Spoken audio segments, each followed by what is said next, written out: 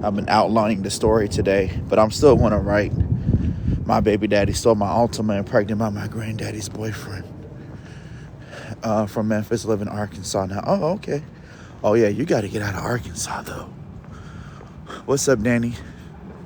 You got to get to a big city, girl. You got to get to Miami, Los Angeles, or New York. Are you in college? Oh, man. Damn, it's cold out here. I should have put some motherfucking pants on. God damn. So, oh my God. I'm trying to do this walk. Guys, don't listen to him. He's not the real Quan Millz. But then who's the real Quan Millz then?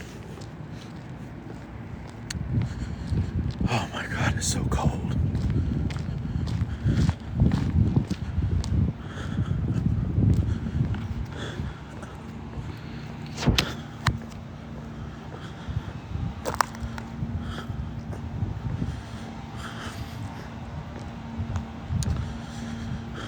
But are vampires real? No. They make for good fiction though. Oh my God. I need to get back on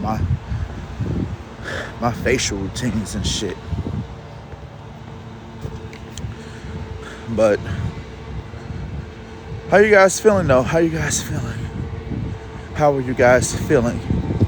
Hi, am my books available in Greece? If you go on Amazon, you should be able to find them. I'm pretty sure they are because I have international distribution. I'm pretty sure they're available. I am pretty sure they are available. But oh, man. I also, can you make a book about freckle teaching A-push? I don't know what that is. But what do you guys think about this cover though? What do you guys think about this cover?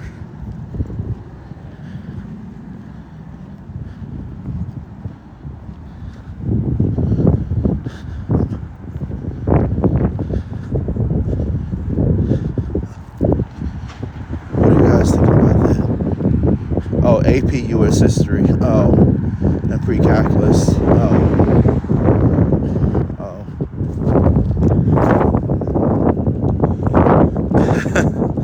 Somebody said put a Ultima in the background.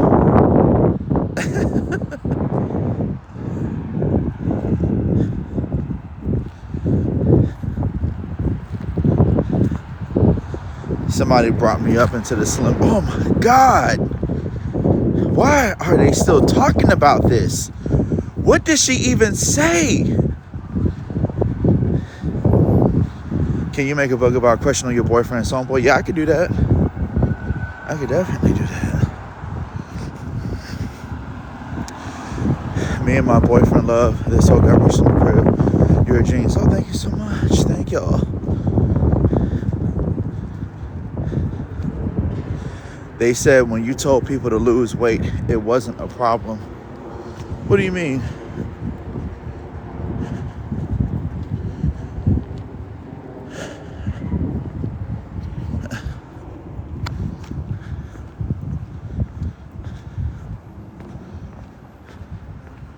People are so... Oh, I see what you're saying. When I said it, they're saying that. Well, I don't know why people are getting so worked up about what she is saying. I don't get it. I'm so confused. And even if you found her commentary to be somewhat problematic, like, just move on, just block her, just hit not interested. I don't get why people. So now they're making weight gain and weight loss about white supremacy. So I'm even seeing now that there's this whole controversy about referring to Native Americans in Alaska as Eskimos on the Kendrick Lamar album.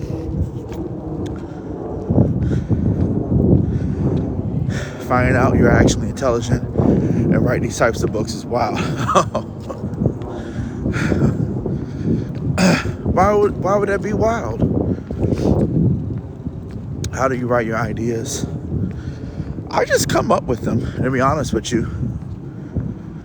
I just be making shit up.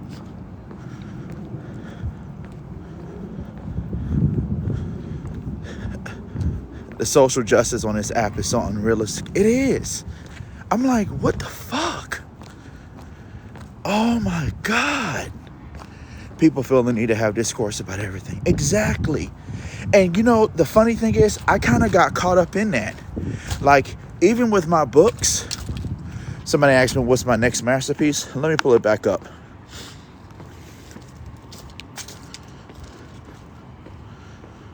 My Baby Daddy is a Vampire. Am I still doing signed copies? Yeah. In fact, I actually have multiple signed copies in my TikTok shop. I have CNA Thoughts. Actually, I have CNA Thoughts, Tax Season Thoughts, My Baby Mama is a Loser, and This Hoe Got Roaches in Her Crib.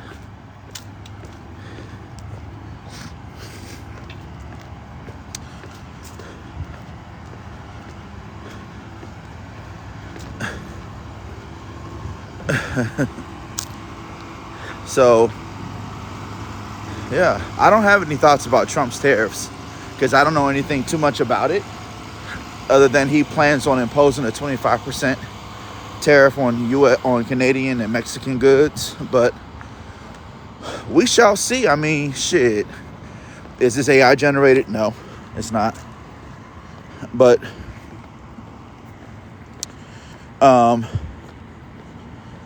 people are just projecting only big people got a problem. I mean, listen, I get it. Because on one hand, I think that there's a lot of like, even last night we were having this discussion and I was trying to explain to people that, like, we got to stop with this. You're fat because you're just undisciplined. Yeah, this is the new book I'm working on, Brenda. You're fat because you're undisciplined and lazy and you're trifling narrative. Like, it's a very stupid take because there's a multiplicity of reasons as to why people gain weight. Like, I don't think anybody should just sit back and be so dismissive of the fact that a lot of people literally are trying their best. A lot of people are literally trying their best in order to figure their life out. And people are stressed. And when you're dealing with a combination of stress, depression, anxiety, you're overworked, you're like, you know where my weight gain came from, to be honest with you? When I look back on it, and people are like, oh, you just don't want to take accountability. No, listen. Listen. For my 20s and my early 30s, I have literally been so unstable financially. Like, you know how many jobs I had from the time I was 23 up until 33? I had like 20 jobs. Like, I literally bounced from job to job to job to job. I was always stressed out about money. I've been like, I'm telling you, like, a lot of people are just really wore out. And I'm sorry, but I'm taking the opposite direction with this narrative. I think that we got to start showing grace and compassion to people who are trying to lose weight and trying to figure their life out, because it's just not that simple to say, oh, just get up and go to the gym and stop eating bad. I think a lot of people are very aware of that, but when you're stressed out and you're just on the go and you're hungry and you go to a fast food restaurant, you're not thinking about calories and, oh, is this going to fit in my macros? Or no, you just want to eat something, go home, eat something that's good, and then go to sleep and go on about your day, because your mind is too preoccupied, worried about money, worried about your kids, worried about your job, how you're going to pay your bills. You really think you have and listen, if you talk to any person who's a weight loss coach, they will tell you you need to have the mental bandwidth to go on a long weight loss journey, because if the rest of your life is not ordered, you're going to always deal with the distraction of all the problems that you have going on in your life. That isn't to say that you shouldn't take accountability and take ownership over your life, but I think people are being way too dismissive of the reality that a lot of people are trying to figure it out. And instead of making it seem like, people are out here just nasty and lazy and trifling and disgusting, and all they want to do is just eat and be pigs and sloths. I mean, that is just such a horrible take. Like, it's stupid. You know what I'm saying? Like, you really think that the average person who's carrying an excessive amount of weight is just walking around all day long like, oh, I just want to go get something to eat. Oh, I just want to go get me something to eat because I'm big, fat, and nasty. And I'm going to go get me 40 wangs and Wingstop. A lot of people don't even know about nutrition. Like, we gotta start showing people grace and compassion. Like, don't be so hard on people. Like, people are trying to figure this thing out. And then a lot of people are like, when your mind isn't right, when your mind isn't right, when you are, because people are shallow. Yeah, that's what I'm saying. Like, I'm telling you. And then, like, what I was trying to explain last night is the food environment in America is fucked. Like, literally at any given time, you could go and engorge on the worst type of food possible. Like last night when I was on TikTok live, right? It was 1:00 in the morning and a few food queues everywhere, right? That's what I'm saying. And people sit back and they're so dismissive about this. Like, you don't realize that there literally is food advertising everywhere. And in some countries, this is against the law. Like, you cannot just have fast food restaurants open at 3:00 in the morning. You got McDonald's. I remember growing up as a kid, most restaurants were closed by 11 p.m. 11 p.m. and really 10, if we're going to be honest. Now, I know of at least 5 Popeyes in my immediate area that stay open to 3-4 o'clock in the morning. Now, why does Popeyes need to be open that late in the morning?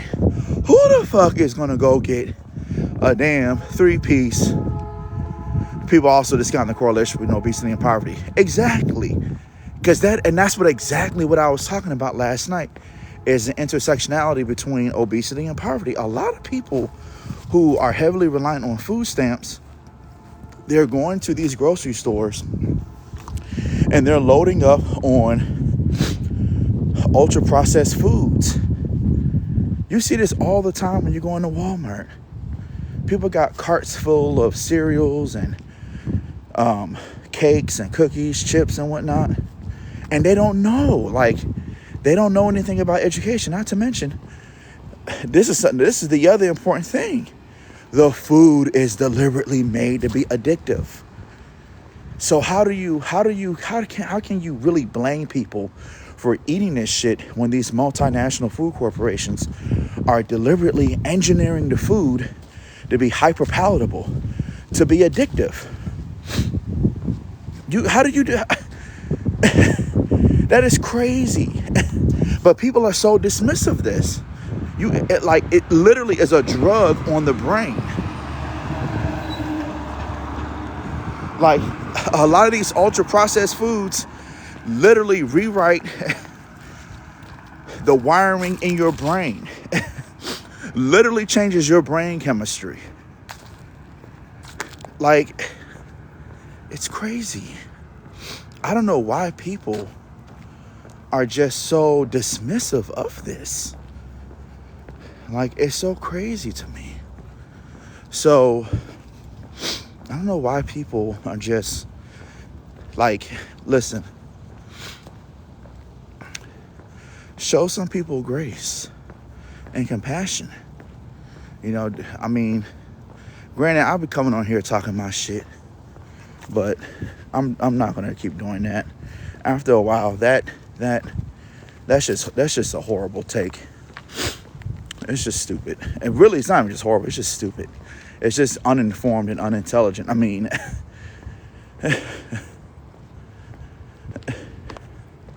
it's sitting up here and just trying to bash fat people. I mean, it's so stupid.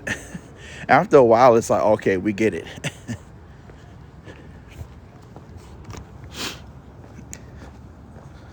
It's so stupid. I remember you calling it low vibrational. Yeah, well, I'm going to be honest with you. If we are going to be quite honest, I was only saying that shit because I knew that it would ring on TikTok. And I was just trying to make money. I was trying to run up my monetization numbers. I knew that it was going to catch people's attention and shit. But I honestly was not serious. I wasn't. I think people are way too dismissive of the fact that these multinational food corporations are fucking messing with the food supply. And listen, you guys, I'm not being hyperbolic about this.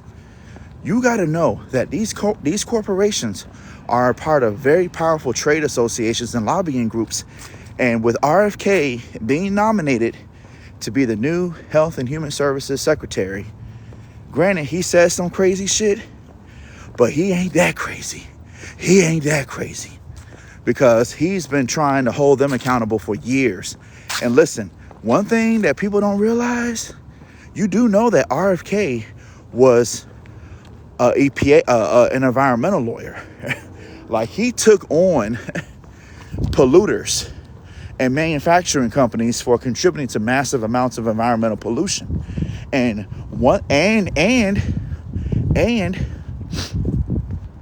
guess what? He was going to be nominated to be the head of the EPA by the Obama administration when Obama first got elected. So don't sit up here and act like RFK is just this crazy nut job. And let me tell you, I read this article in the New York Times, or I think it was the Atlantic. The multinational food corporations, all the big players are prepared day one to fight his nomination. They are already they're already working overtime in mainstream media with getting him to not be nominated because they know they are in for a fucking fight. When you're dealing with a man like that, because he has already said, which is kind of ironic that Trump would nominate him to be his secretary, because I don't get Trump, because I'm like, aren't you like extremely pro-capitalist and you eat McDonald's? Why are you not Secretary of State? Secretary of Health and Human Services. Like, I'm telling you, these multinational food corporations, they are not nice. They are not They literally are prepared day one to fight legislation that's going to try to ban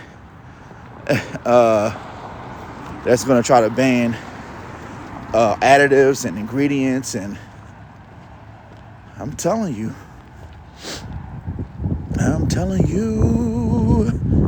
RFK Jr., he might be a nut job when it comes to certain things, but those fast food corporations, they are already drumming up a lot of bullshit propaganda to stop him from getting nominated. Trust me, when you start seeing more stories roll out, I'm actually working on a new book, The Polite Show. This is what I'm working on. My baby daddy is a vampire.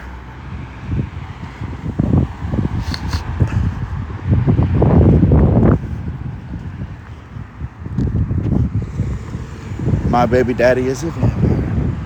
What do you think?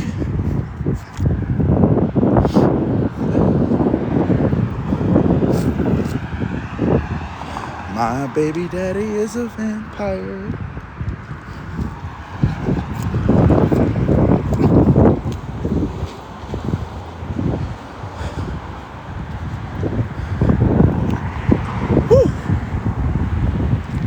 Starring Trevante Rhodes. He will play a good vampire too. Yeah, I'm gonna put this in Kindle and paperback pretty soon. I just started writing it. I do need to get out some new books though. I haven't written in a minute. The last book I put out was this nigga got a little big, and I didn't even finish that. I should finish that and then put that out there. What I probably should do is get the cover remade and put it on TikTok shop and then rename it to This Nigga Got a Little Eggplant.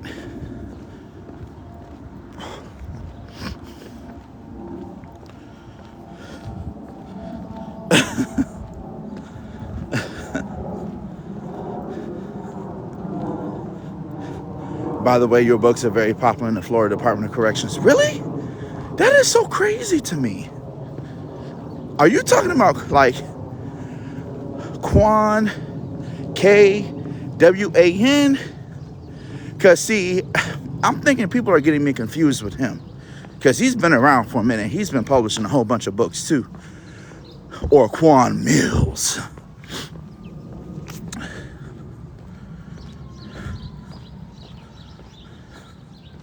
Yes, yours are in there with his. Oh my God.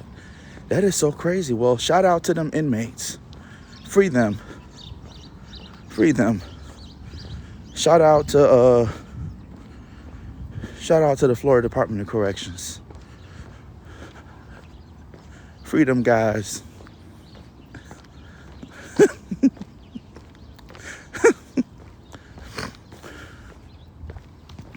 But oh my God, it's so cold. You've been reading my book since you were a teen? What? How old are you? I just started writing like 8 years ago.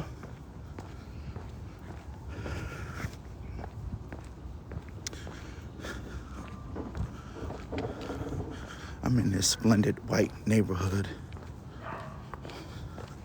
White people are so peaceful with their well-manicured lawns and their minivans.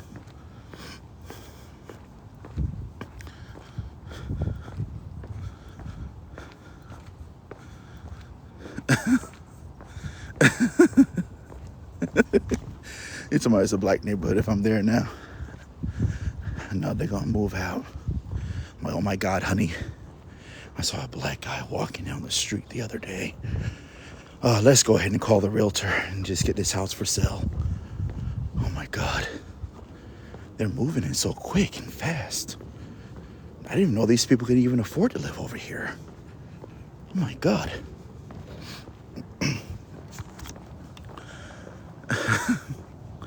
I don't love all white suburbs though. Yep, they say that this neighborhood is changing. Oh my God. Where did he come from? Oh, he must work down the street. He probably is going to the bus stop. Oh, he's just probably catching the bus. They see me, they probably think I'm a janitor for this elementary school over here. Oh yeah, I've seen him before. You probably, yeah, that's hey Jerome, I think I've seen you before. Jerome, right? Yeah, don't you work at the elementary school? You're the head janitor, right?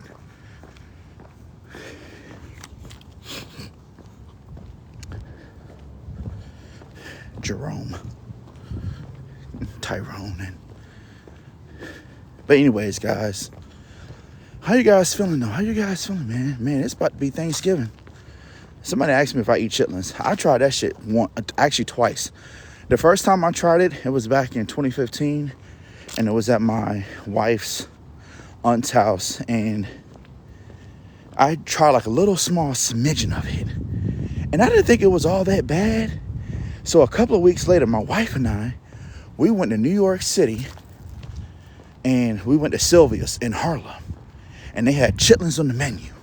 And I said, you know what, I want to try it. And the guy, he was like, yeah, they're cool. The server, he was a dude.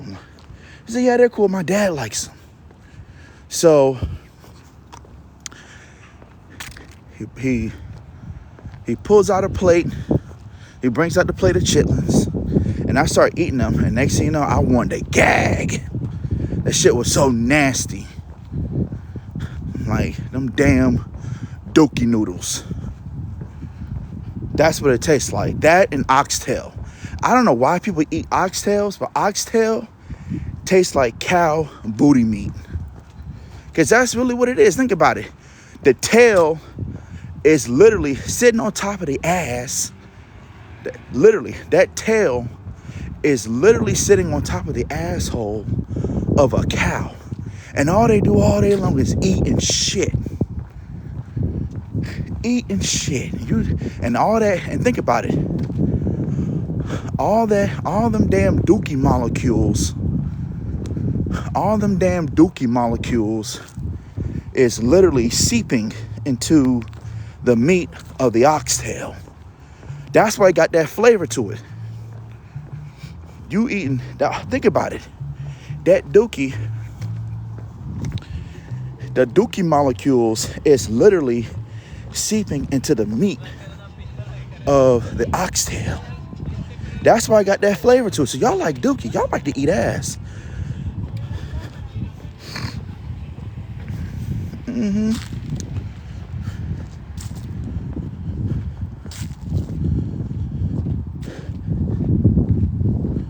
telling you. Y'all love that dookie meat. Chitlins, oxtails. That's just nasty. Eating that dookie meat. Eating that. Oh, I don't like goat either. I used to like it years ago. Even that shit tastes weird. That shit tastes like Ebola. I'm sorry. That shit tastes like. And I'm going to tell you else was nasty.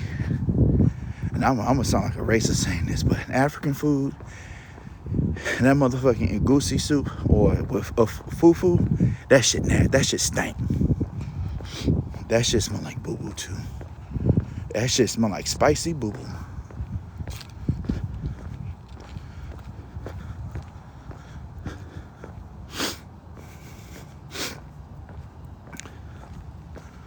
I don't like that. That agusi and that fufu, that shit tastes like Play-Doh. That shit tastes like flavorless Play-Doh. And that damn agusi. Maybe I just went to the wrong restaurant. Maybe that's what it is. Let me stop being an ignoramus. Sound like Uncle Ruckus. I don't eat that nigga shit. But I want to make something very clear, though. White folks can't cook either. White folks, oh God. Their shit. I'm like, what the fuck is this? Shepherd's pie and whatnot. I'm like, this ain't nothing but them damn roast and mashed potatoes.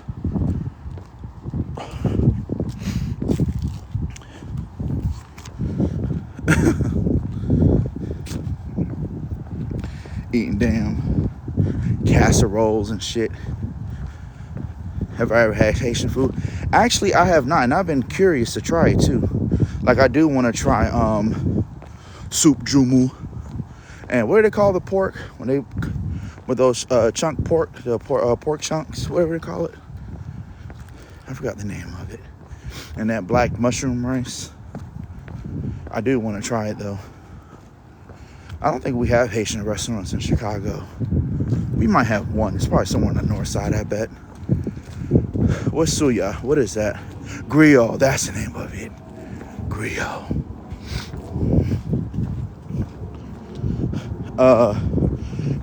Cubans, they have a version too.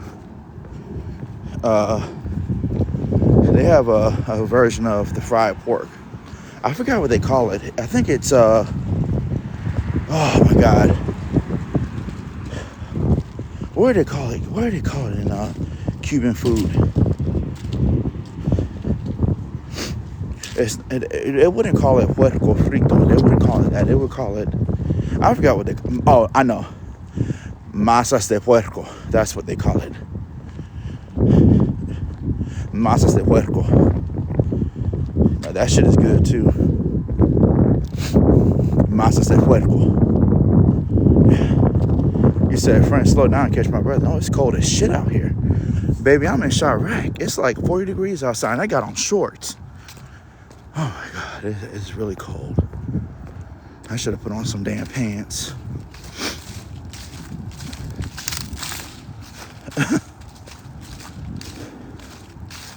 You said I have great pronunciation. I do. And that's because yo hablo español también. I'm 5'10".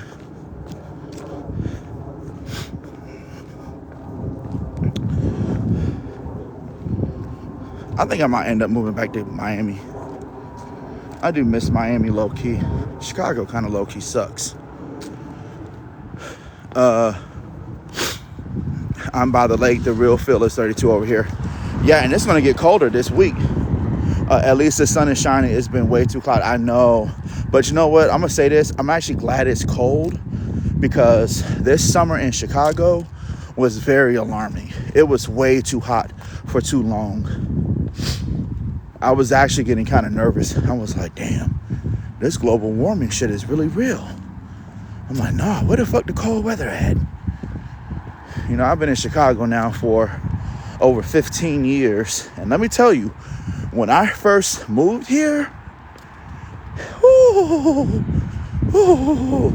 we used to, them real Chicago winters, you will never be prepared for that shit. Never. You will never be prepared for that shit. And I lived off the lake too. I lived off of 55th and Everett, right in Hyde Park. And then I ended up moving to 47th and Woodlawn. And it wasn't too far away from Lake Park Avenue, right off the lake. So I lived on the lake for years. I lived on the lake for about 7 years before I ended up moving to the suburbs. And, but Chicago weather for years, I mean, this shit was brutal. I'll never forget the first year that I moved here. It was 2009, and I was not prepared. I was so stupid. I was not prepared at all. And I'll never forget, I was going to the gym, and it was like 6 o'clock in the morning, and it was snowing. And I was like, oh my God, it's so pretty. So I go outside, I get to my truck, and I get in, start the truck up, put the car in reverse, put the truck in reverse, truck not moving. And that's when I realized, I'm like, oh shit. Like, this is real. Like, you cannot get out. And I had no shovel, nothing. I literally had to use my hands in order to get that snow from up my tires. Needless to say, I definitely went and got a shovel later on that day. But One thing about Chicago, you can never predict the weather. That's what I don't like.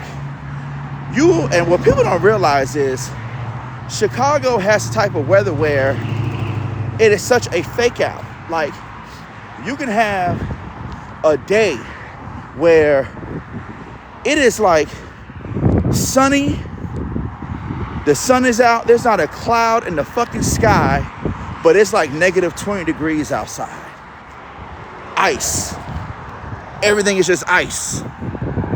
Then it could be like 40 degrees, raining, windy, cold, dark, gloomy. Then the following day, got a heat wave. It'll go from like 40 to like 90. Then they'll drop back down into the 60s 2 days later. That shit will fuck up your damn sinuses. You'll be all thrown off, throat scratching, body like, what the fuck is going on? Yeah, that Chicago weather is no joke. And you can smell the seasonal transitions. You can feel it and smell it. It's so weird. You know, I grew up in Miami, Florida. They don't have seasons. All year round it's pretty much hot and sunny. And the only time it gets really gloomy is when it's raining, right? Mainly during the summers. But let me tell you, man, Chicago, you know when the winter is coming. You know when these seasons are changing. And you can never prepare for that shit. You will never get used to it because...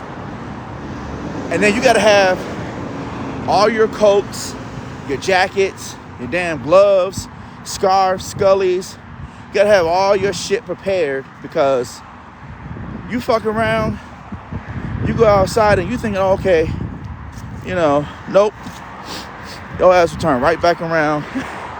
And you gotta, it's so annoying to have to every year, and then you just gotta always be prepared that you gotta throw in a whole bunch of shit.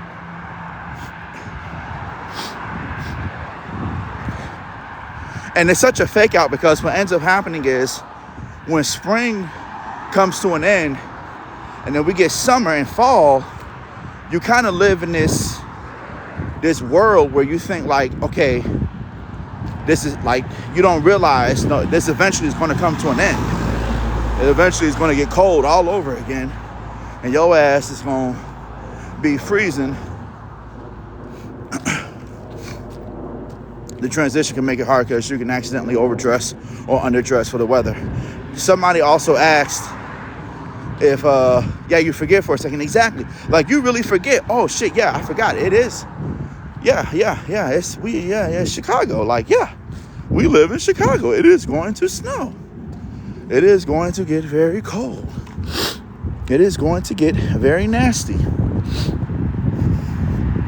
But do I miss it? Miss Miami?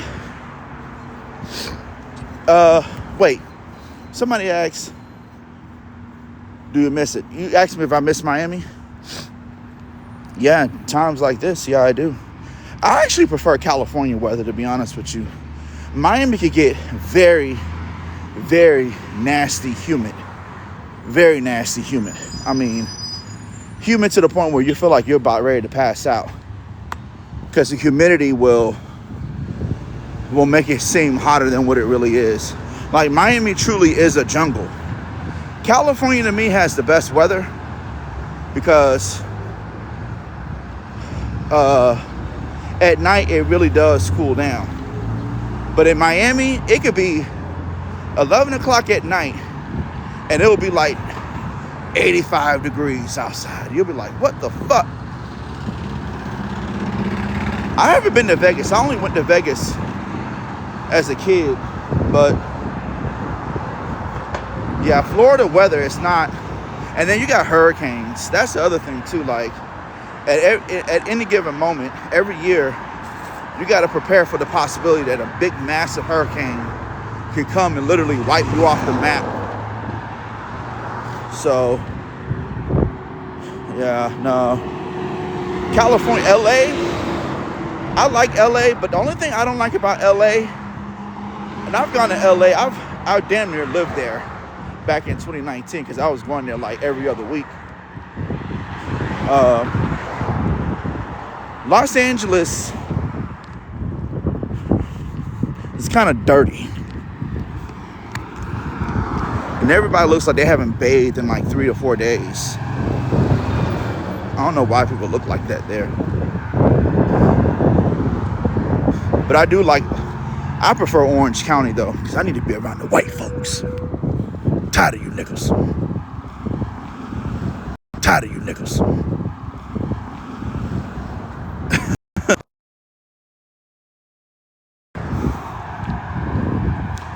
I got to be around the white folks.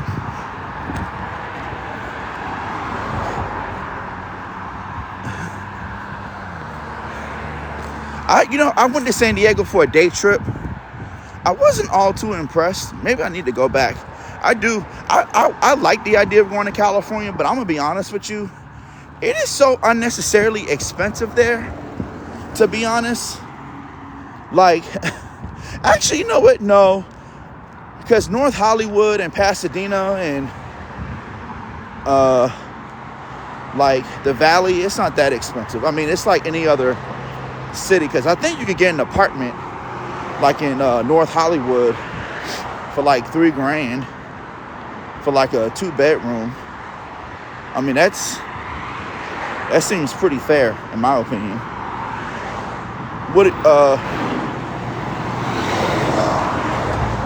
I live in Pasadena. It's extremely expensive. How much is rent?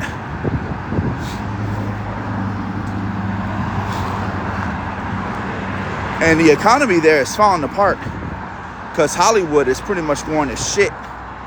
People losing jobs left and right. They've already seen like a 30% drop off in like employment in the what do you call it? What is this person doing?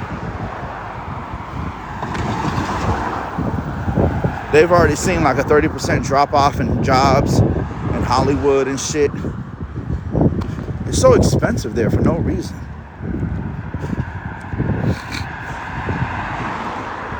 Almost $3,000 for a basic apartment. Yeah, that sounds about right. It's kind of getting like that everywhere, though, to be honest with you. LA has a diverse economy, job economy, though. Yeah, they do. They do. What part of LA do you live in, Mark? Now, I will tell you, LA is good if you're a minority. If you're like, if I was a gay black male and I wanted me a white boyfriend, I would move to LA.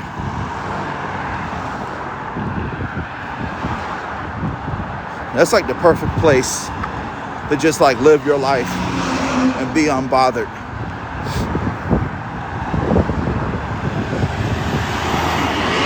Now Boys Town,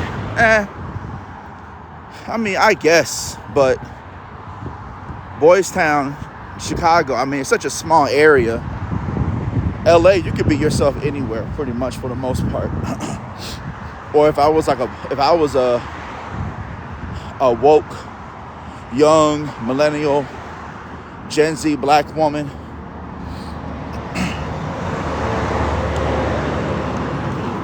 or if I was Latina, Asian, whatever.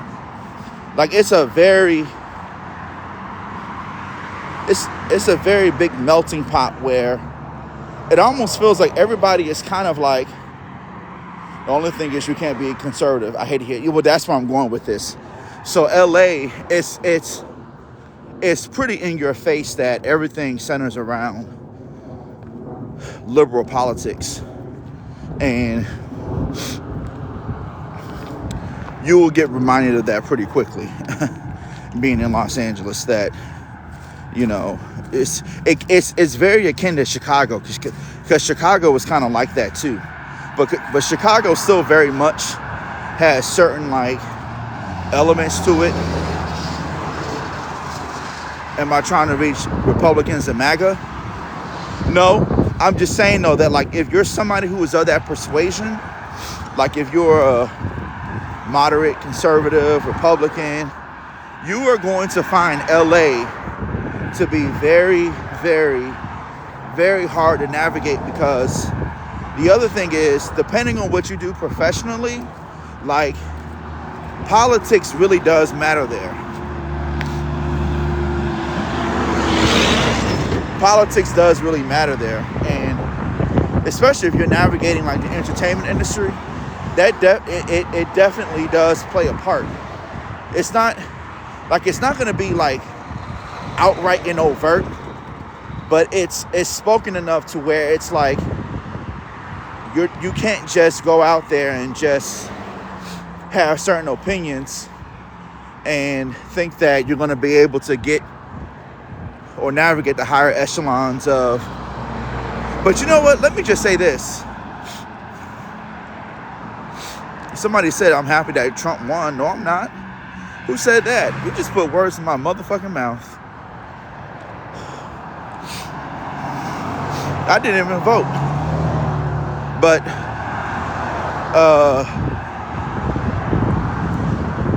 LA is one of those cities where, like, you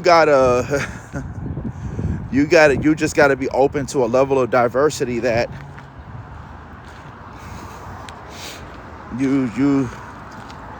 there's no room for intolerance there. None whatsoever, especially in the workplace. Like my wife, she works for a company that's based in Sacramento, but you know, California has very strict rules when it comes to like DEI, when it comes to like dealing with people who are minorities, trans, women, gay rights. I mean, like, they fire people left and right. Her company, you say anything that is remotely offensive, gone. California is just there's just, especially Los Angeles, it's just one of those cities where when you're navigating like the corporate workspace there, especially in the entertainment industry, you kind of have to be of the liberal persuasion. It will take you very far. People who are, in a way, not that I empathize with them, but I can kind of see why you have a lot of white men who are in like, because see, the thing about LA and what people don't realize, it's not just about entertainment. It's also, LA is really big with social media influencing. A lot of social media companies are based there. A lot of brands that deal with influencers, they're based there. And you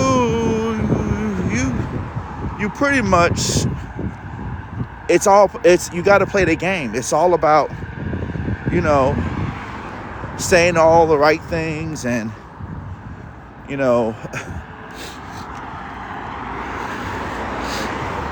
yeah, they want more diversity. Also, they make sure that a position has pay equity regardless of gender. Yeah, exactly. Yeah, California is one of those states where they're light years ahead of pushing out some of these diversity mandates, and like it's literally codified in their law. Like it's something that you cannot just undo with the stroke of a pen. And it's for those very reasons why a lot of people, mainly a lot of white men who are in the social media space. California also banned affirmative action in 1997 though. Yeah, but let me tell you, I'm telling you, California is like,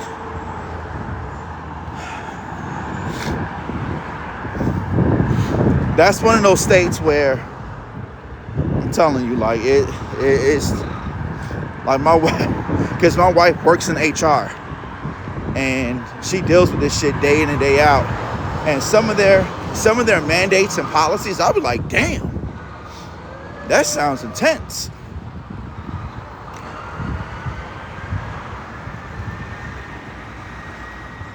But I don't care though. I don't mind it. I mean, because shit, it benefits me to some extent. But I'm talking about more so from like the entertainment industry, media, social media and stuff like that.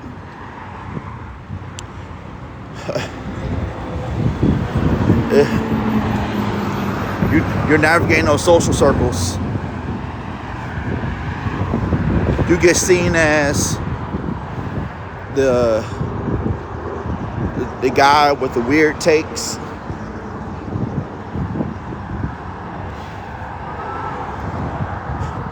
A lot of money has left California. They're down here in Florida and Texas now. Yeah, that's what I'm hearing, but who knows? California's economy, though, is so big and massive. California will never, ever, ever, ever, ever take a huge hit or loss in a way that another state would, because one thing that people don't realize about California is that they are like the largest manufacturer of like aerospace, shipping. There's a lot of petroleum processing, manufacturing, and agriculture. Like California's economy is so big that it truly could be like a country of its own, especially when it comes to agriculture. Like pretty much the middle of California, if you can imagine, it's just all big, it's just all farmland. Like everything you could think of that's produced produce wise, it's made there, and it gets shipped to the rest of the United States. Florida will never be California. It just won't. It just doesn't even have the capacity to even match California, because it's just so big and massive. And then of course you got Silicon Valley in the north, and then all the major tech companies are based there. So it's one of those states that it'll never ever go down the drain. California subsidizes poor states like Arkansas, Mississippi. Exactly. And one thing that people keep talking about right now is how like media and Hollywood is on the decline. But here's the thing. It's more so the consolidation. What's happening right now, like in entertainment in the entertainment industry and media, is there's a massive like consolidation of all these media companies. They're all buying each other out. And eventually, what's going to end up happening is you're going to have like only a handful of big players in the media space, like Amazon, Google, YouTube, Netflix, and Skydance. So I think Skydance bought Paramount. But these are all pretty much tech companies that are just now using algorithms and AI to create and push out content. But the thing is, a lot of this infrastructure that exists in California, you're going to start to see a lot of people like social media content creation is a big thing now. And California already has the infrastructure to allow content creators to come in and have podcasts and, you know, create original content that's low budget, stuff like that. So I don't ever foresee that California would ever, and just Hollywood in general, will ever lose prominence. I think it's just going to shift and change to really adapt to new forms of content that people are going to be into. But movies, television shows will never go away. There's going to be a contraction, but it'll never go back to, like, it'll never just go away. I mean, people look at Gladiator 2 and and Wicked. Those two movies exceeded their box office expectations. It's so funny because I started my acting classes last night, and man, let me tell you, it is so many people who have degrees in acting, and I'm like, damn, you really went out there and spent money on a degree in acting? That is crazy. Motherfuckers out here got whole ass bachelor's degrees and master's degrees in acting. That is insane. I wouldn't dare take that risk. That is insane to me. Because another thing that's going to end up happening is a lot of what's essentially what's going to end up happening in Hollywood is you're going to see the rise of content creation houses that are pretty much akin to production companies, but it just has the name of the creator on it. So like Mr. Beast, for instance, Mr. Beast, he has his own studio. Tyler Perry, I think I saw that J.J. Abrams, or I think else, yeah, or even like when you think of like Blumhouse with horror movies and stuff, like that is where Hollywood is going. It's going to be more creator based. It's not going to be based on studios anymore. The studios are losing power. So when people talk about the decline of Hollywood, it's not that movies are going to go away. It's just that you're going to have more creators owning their own media companies and then forging partnerships with the distribution companies like Netflix and Amazon to push their content out. And then you'll have, I don't know the last thing you guys heard me, but I was saying is that you're going to just have more. It's just that we're literally moving into this creator economy. And then you're going to have a lot more smaller creators making movies, low budget movies, mid-sized budget movies. So if anything, you know what we're going back to? We're going back to how it was in the 90s when you had all these mid-sized, mid-budget movies. You're going to start to see way more like movies that are kind of like Tubi-ish, but better quality. Like they're not going to be like these ghetto-ass hood movies. To be honest with you, this is the best time to be a content creator because Hollywood is pretty much getting busted up. And what's happening is, unfortunately, these large corporations, they were hiring tons of people to work on these big ass sets and stuff like that. But see, all that's going to start to kind of like go away. And there's just going to be a refocusing in on smaller budget, mid-sized budget films, foreign films. So a lot more content is going to be produced overseas in like Ireland, Australia, Korea, what's another area? Canada. Like Toronto is really big with film production. But California will never, ever go away in this role in media and entertainment because the amount of people that live there and have the money. One thing that people don't realize about California when it comes to media is that all the people who make the decisions, who have the money, the producers, they have like, so one thing that people don't realize, especially with these big studios and stuff, is that their movies are pretty much backed by venture capital firms and private equity companies that pretty much, you have hedge funds that literally invest in movie production. So that's how a lot of these studios are able to get the money to make these big budget movies. It's because they literally are using hedge funds in order to produce these projects and stuff like that. That's how they're able to get the financing. So you wonder, like, damn, how does a company get, or how does a studio get like $150 million to make Wicked? Some of that money, they go to a bank, they borrow it, or they go to an investment bank, or they go to a hedge fund. And they get this content created. And so essentially what's going to end up happening now is you're going to start to see a lot of this content. You're going to start to see a lot of this money get reinvested in a much more diverse portfolio of content. So instead of somebody going all in and spending $10 or $20 million to make a movie, they probably are going to put $1 million here, $2 million there, $500,000 here. People don't realize this though, but like media,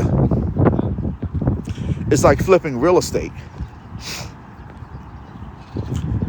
You make a movie for like $5 million and then you sell it to another platform for like $10 million, but movies and TV shows will never go away. And then what probably is going to be really big is, I don't know if somebody's working on this, but interactive movies. So like movies where you know, damn, it's cold. I need to go back home. It's way too cold. Fuck this shit. My hands are freezing. So yeah, now is the best time to become a content creator. Start a podcast, write books, make YouTube videos, TikTok videos, content, period. Can you guys hear me? My phone is dying too.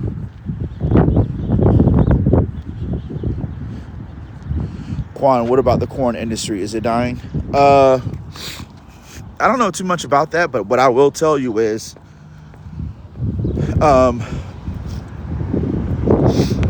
that will never go away. That will never, ever, ever, ever, ever go away. But I don't think it's going to be as valuable, because if everybody could just go out there and just make content and have sex on camera, where's the competition in that? I don't think it's as profitable as it used to be, because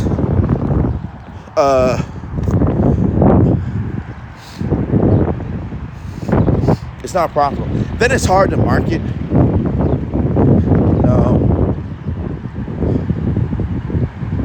You gotta, I'll tell you, and I didn't know this until recently, don't get it twisted. A lot of these adult content makers, it's prostitution. They're making content, but they're also selling themselves. They just use OnlyFans to bait in clients.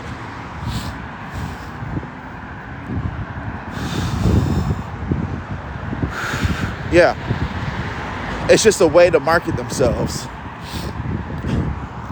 And even OnlyFans knows that, which is why they monitor their inboxes. And now what they do is they use Telegram and shit to sell pussy.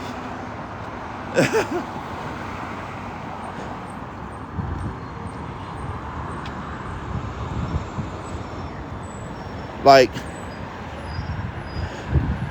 Quan, you think the artists are on their own platform? Yeah, that's what I'm saying. Like, it's going to become more of a creator economy. It's going to be like, kind of like how Tyler Perry, it's cold. It's like, it feels like it's like 45 degrees outside. It's going to be like how Tyler Perry has his own shows, and like, it's like 50 Cent too. That's what's going to end up happening. I'm telling you. It's going to be everybody. You're going to own your own studio, and you make your own in-house content, and then you just sell it to a platform to find an audience.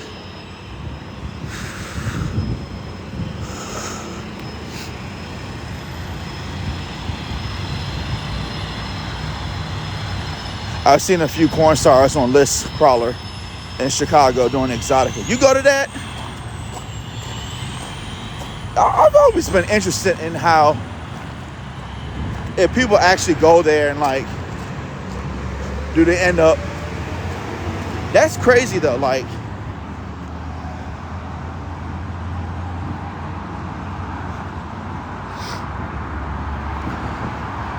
but that,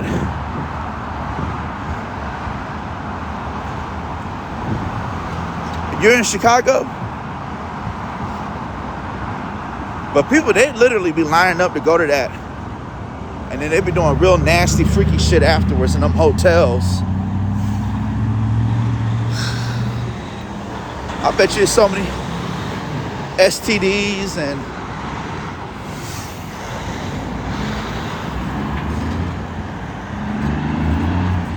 escorting, all that. Nah, OnlyFans, that ain't nothing but prostitution.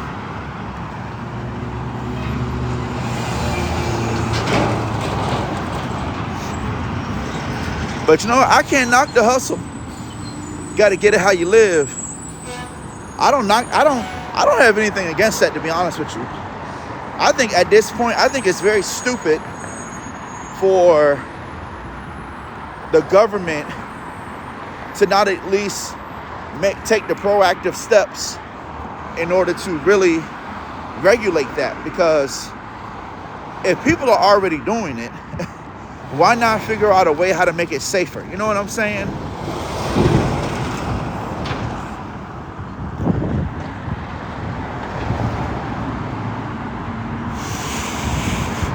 Have I ever paid for the cat? No, I haven't. No. But here's the thing, and I'm not gonna lie. If I was single and I had like a large amount of disposable cash, and I probably would pay for it, because let me tell you the reason why. And I'm not trying to be funny when I say this.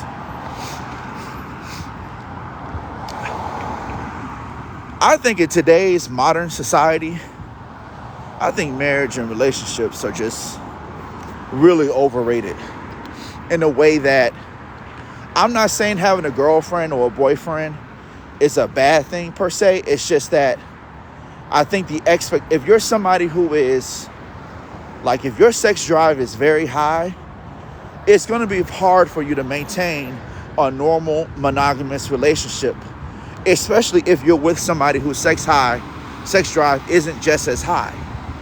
And that's the problem. You see this playing out. That's the reason why relationships break up. I really do feel like at the end of the day, if you're a man and you got the means, you got money, who cares? It's your life. It's your money. Shit. How you gonna have?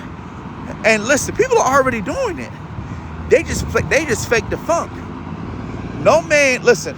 People already know that you got people out here, oh, you were lame for paying for pussy. Okay, you know what? They'll talk all that shit, and these same dudes will literally be in the DMs of some whore on Instagram. They'll be in the DMs of some whore on Instagram trying to see what's up. And when she dropped that price on my fly me out, yeah, they go ahead and they scam and crack cards and do all types of fraudulent shit to get that girl out from wherever she's at, somewhere in Philly or Baltimore, or she somewhere in like Minnesota or somewhere, and boom. Next thing you know, y'all in the hotel after you took her out to motherfucking Morton Steakhouse and shit. Oh, you up in them guts. And then you cash out for her little... Didn't Kai Cenat pay for it too? Because see, one thing that people don't realize, unless you are an incredibly great looking man and you are a celebrity, like an athlete or something, women are not throwing pussy at you like that. They're not. You pretty much got to pay for it. That's the problem. That's the issue. Who do you consider? Oh, you know when you're great looking, you pretty much are like,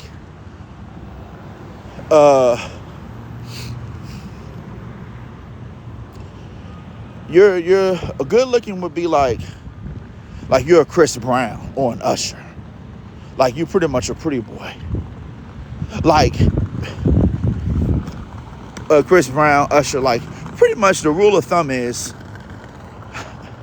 you pretty much look gay. You pretty much look gay. And Usher in his prime, because you know Usher is like 46 now, so he's aging is starting to kind of catch up to him. To be honest with you, he don't look as good as he used to. But I'm talking about Usher circa 2010, maybe. Yeah, like you pretty much are a pretty boy, light skin, you know. Because the thing is, most black women, they ain't gonna admit to this, but we're gonna be quite honest. Most black women tend to gravitate toward those pretty boy, racially ambiguous types. They love them a mixie. They love them a light-skinned nigga. They love them a light-skinned nigga. Exactly. Dave East and Chris Brown getting it for free. Right.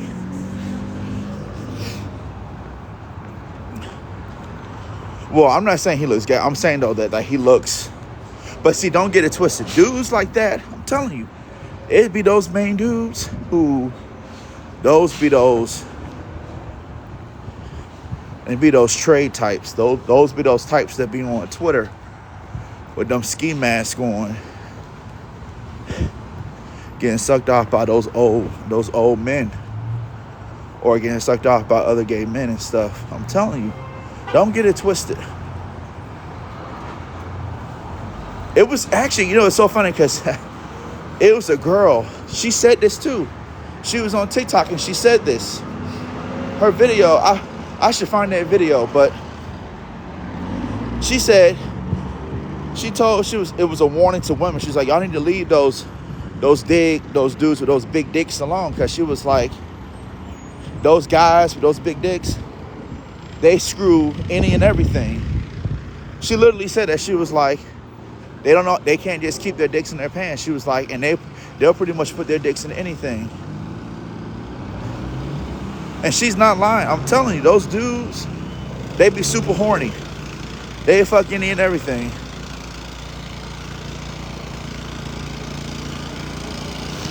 Trey Songz, that's a good example. Trey Songz is the type of dude, he don't have to pay for pussy.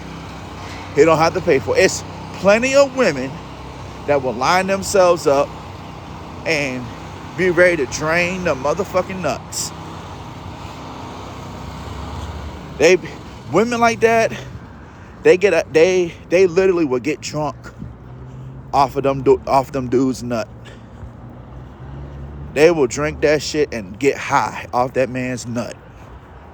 They just be so ready to stuff a whole damn dick down their damn throat. I'm telling you. But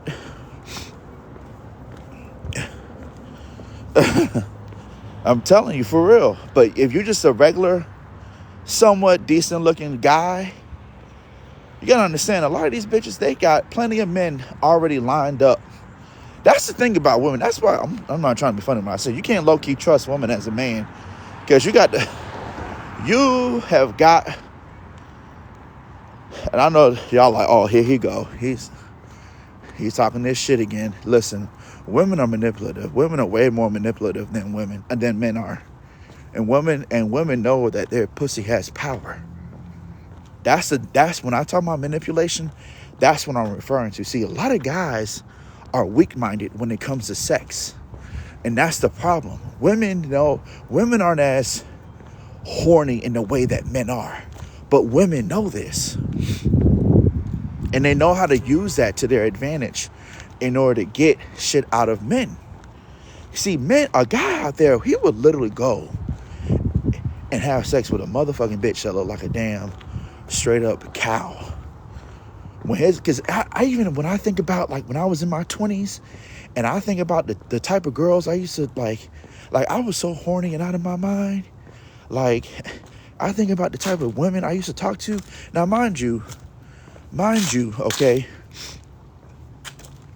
you look at me now and you're like, oh, well, of course.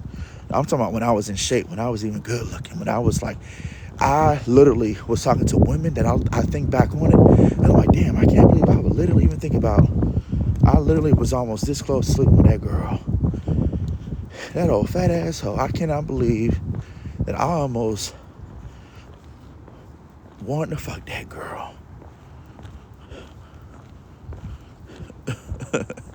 Yeah, I done had a couple of pig boogers in my time. Exactly, yeah. And it's so many women out there. That's another reason why a lot of women are like, well, shit, I don't gotta lose a damn pound. Why the fuck I need to lose weight for when I got a whole bunch of niggas always trying to get some of this big ass pig pussy? They love it. Because there's a whole bunch of Jeromes and Tyrones and Taviuses and motherfucking dudes out there that will literally have sex with a motherfucking gorilla. If they really need to get their nut off, they will literally have sex with a gorilla. Literally, because they be so damn horny. This is what I'm trying to get.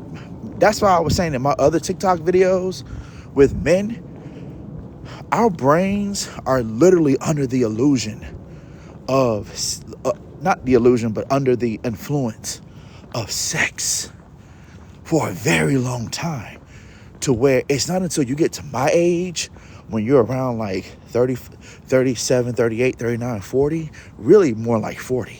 That's when the blinders start to come off and you're like, oh my God.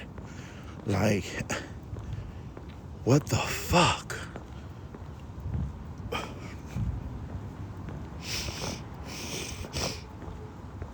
Dudes be out here, they be screwing any and everything. Guys are super horny. Listen, guys are so damn horny. No, it's not the ED. No, it's not ED. It's just that everything kind of begins to level out. Like your testosterone is so damn high when you're a young kid. That shit will have you. That shit is straight up trickery. Oh my God, fucking freezing. So you shouldn't get married? Let me ask you a question. On a scale of 1 to 10, how much do you love pussy?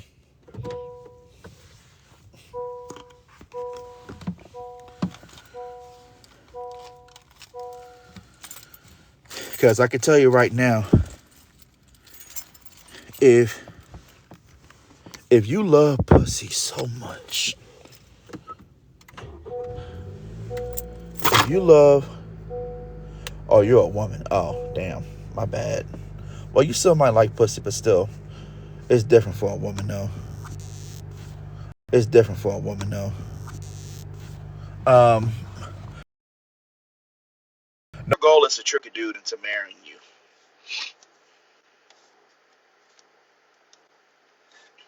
This is what women need to understand. Your goal as a woman is to figure out how to find a sucker. That is the goal of every woman. You need to find a sucker. You need to convince a dude to pretty much, you gotta find, because marriage benefits women way more than men. Hold on, you gotta find, because marriage benefits women way more than men. Hold on for a second. You gotta find, because marriage